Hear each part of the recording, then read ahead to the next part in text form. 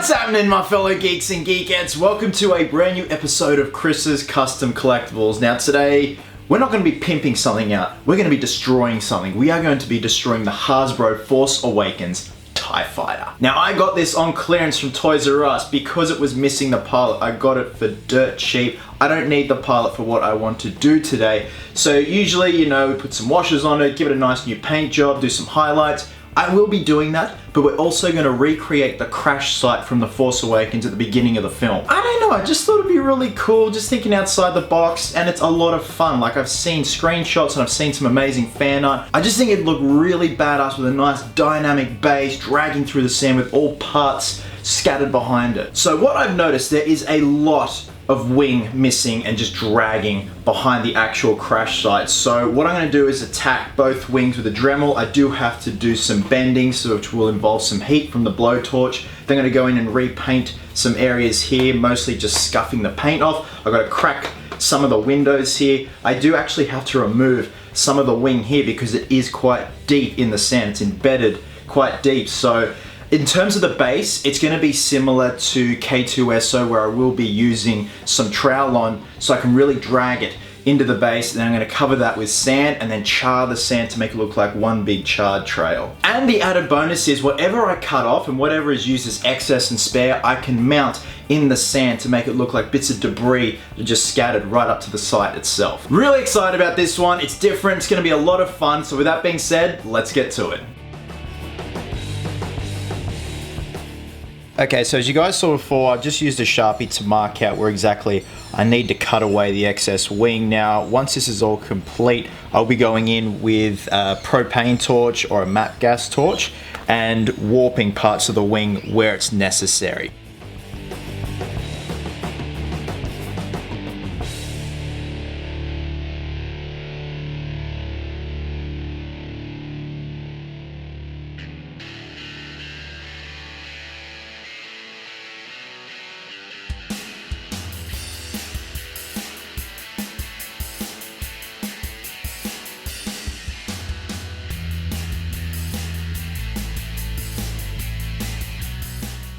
Okay, now that I'm letting the wing kind of cool down and then set in place, I'm going to go about cracking random sections of the window here, and all I did was drill holes in whatever area I want there to be cracked glass, shattered glass. I'm just going to get these tin snips and just very crudely snip into the drill holes.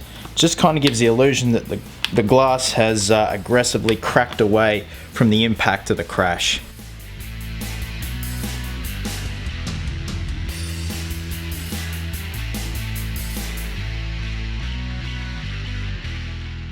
Okay guys, so far so pretty damn good. I'm really happy with how this has turned out.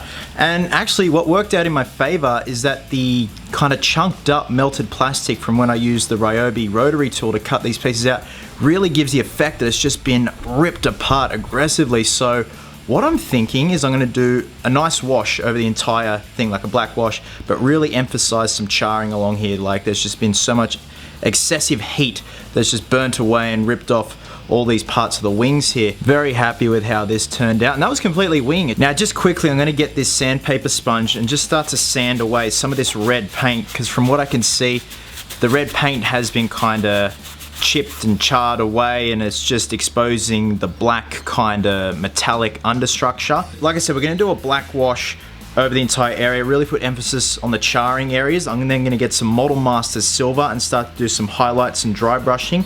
And then I think we're right to move on to the base, guys.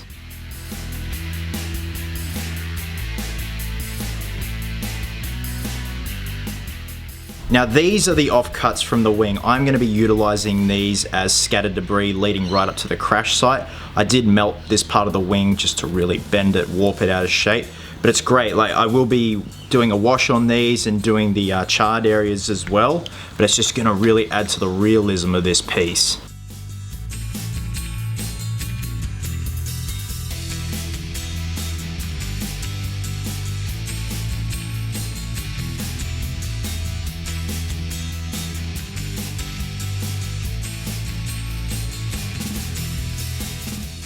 Okay, now that the ink has dried, what I'm doing is getting some Model Masters Silver, and we're going to dry brush it over all the details all over the entire TIE Fighter, and what that will do is just bring out the highlights of all this beautiful detail on the piece itself, and just also give the illusion that whatever the finish was on this TIE Fighter, it's just been ripped away, especially where we've got beams that have been completely ripped off. We want that kind of raw metal look going on, and you don't have to be neat, you know, just be ruthless with it, guys. So do that all around and for the other side too. And you can see already, look at that, look at all the beautiful highlights and details it brings out. It's just, it really brings the piece up a notch. Same thing on the inside, we're just gonna lightly just go around like so, and you see those details being highlighted and picked up instantly. Now the same goes for the main body of the TIE Fighter, but we're just gonna do very quick kinda, there's been an impact that's just gone straight over the body itself. And just make sure you've got next to little to no paint at all on the brush, because too much, it's gonna ruin the look and the appearance and the illusion that this is exposed metal. Okay, now that all the dry brushing is done, it's time to strategically place these pieces on this piece of chipboard. So this is 40 centimeters by 80 centimeters. So what the plan is, we're gonna hot glue everything in place. I do have this side of the TIE Fighter up on some foam, because I do notice it is kind of on an angle, whereas this part is sunk into the sand. So once everything is hot glued in place, what we're gonna do is get some trowel on. So part A, part B, which is a much more thicker resin. So I wanna build up areas where it's dug into the sand. Probably also use some styrofoam to add a bit of depth and layering and all that, just to make sure it's just not one flat surface. You know, this is a crash site, everything is severely uneven. I want two grooves where the wings have dug into the sand. We're then gonna be doing some charring, everything, just making it look nasty, just so it matches the nastiness of all these pieces.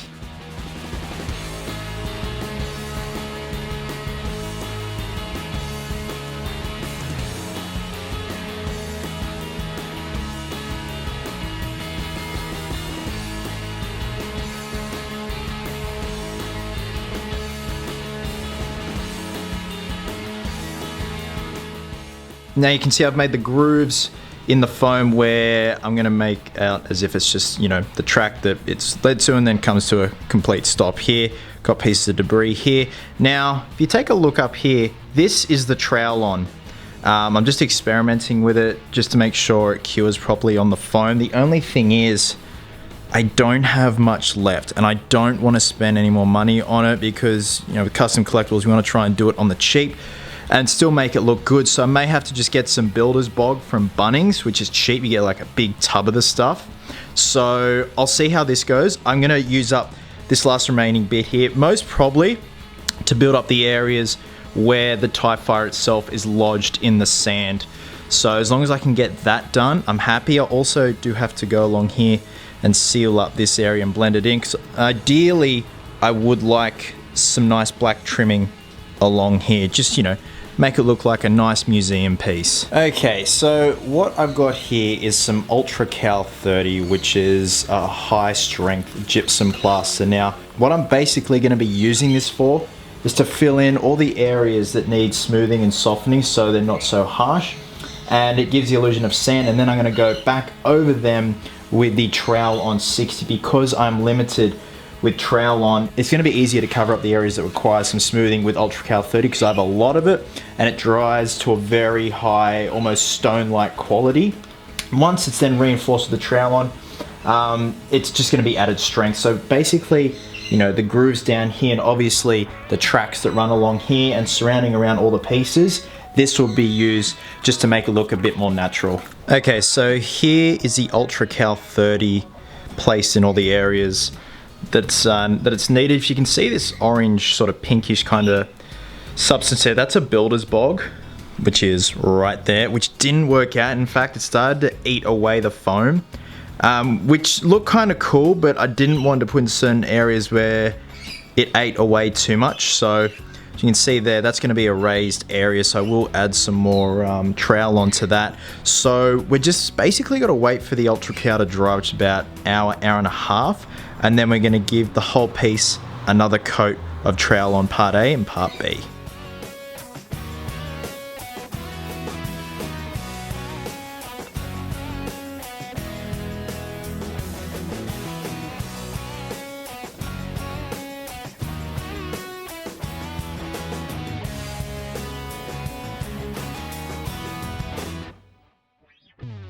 Alrighty, so I've let everything dry overnight, and check this out.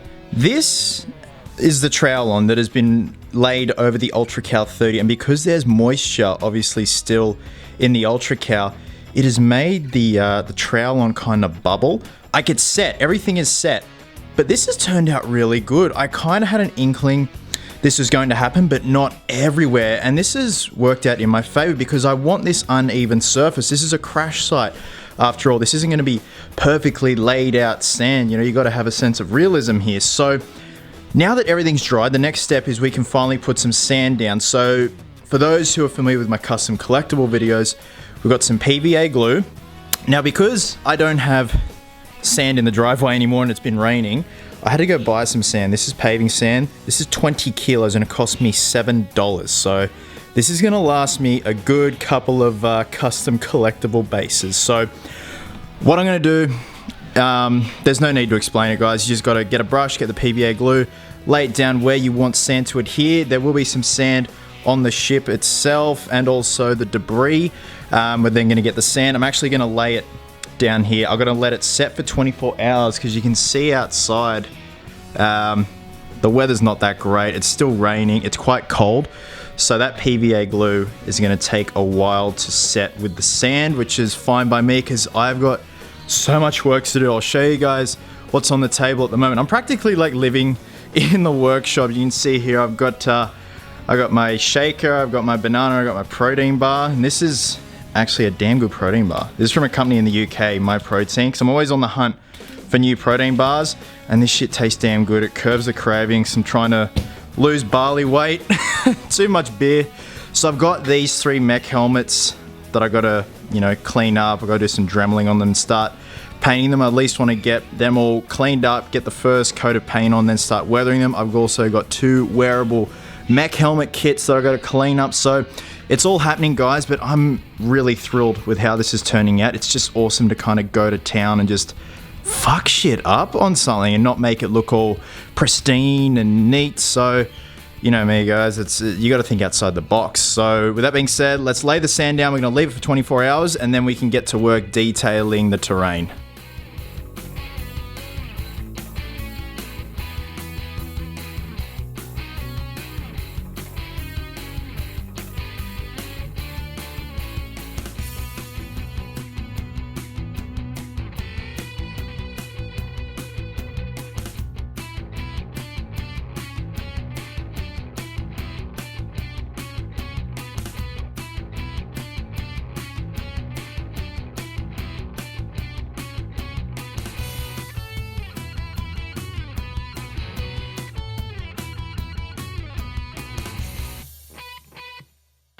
Alright, geeks, this turned out a lot better than I had anticipated. So we're on the home stretch. So the next step is I want to sand the border along here because I do want to do a black trim along here. So we're going to be using an orbit sander for that. So I've got different grits there just under the lens cap. So we've got 240, 80 and 180. So you use certain grits to get down to a really smooth kind of finish, and this is a bit tricky because it is chipboard. It's really hard to get smooth, but we do the best we can. Then once that's complete, we're going to get some brown shoe polish, water it down, and we're going to cover all the sandy areas. Now here's a test swatch that I did before. Now I know it looks a little bit harsh and not exactly like a desert, but we're then going to go in with more sand, and once it's all laid out, we're going to dump some extra sand over it to soak up any moisture and soften the harshness of that brown color.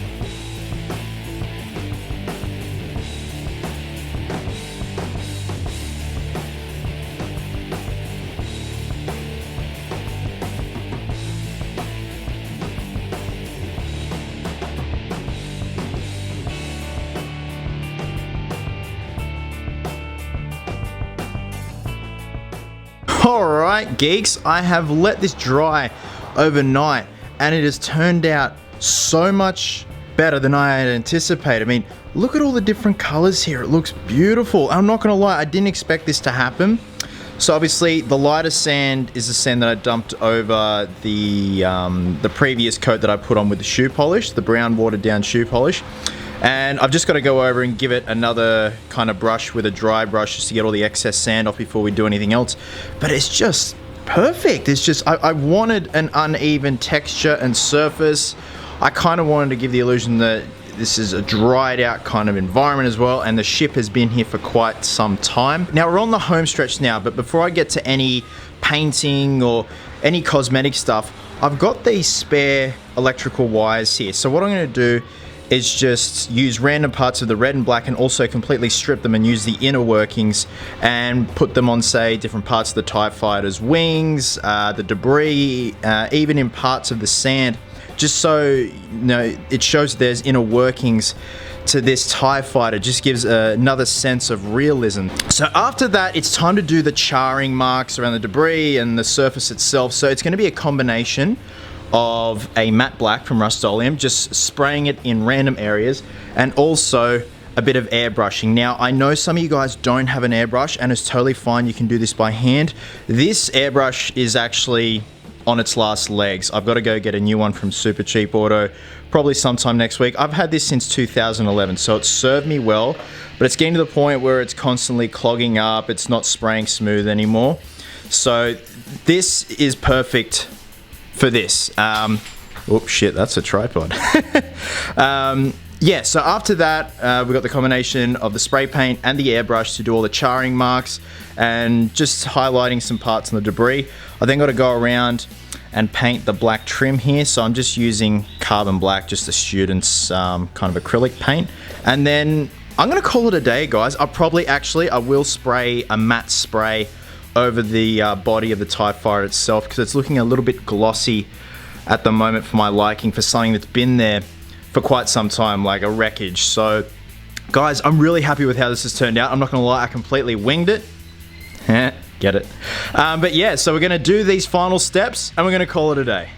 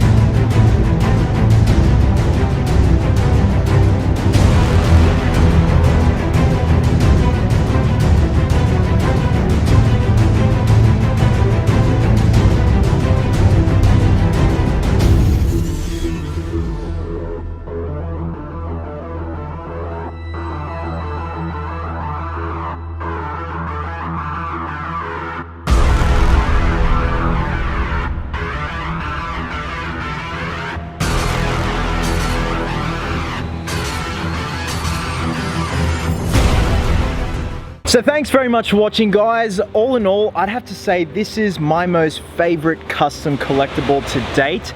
I had a blast with this and I learnt a lot along the way in terms of how different materials react with one another. So all in all, win-win. Guys, have an amazing weekend. I hope you're well, hope you're happy, be merry, be silly. And until next time, geeks, please always remember, cosplayers do it best.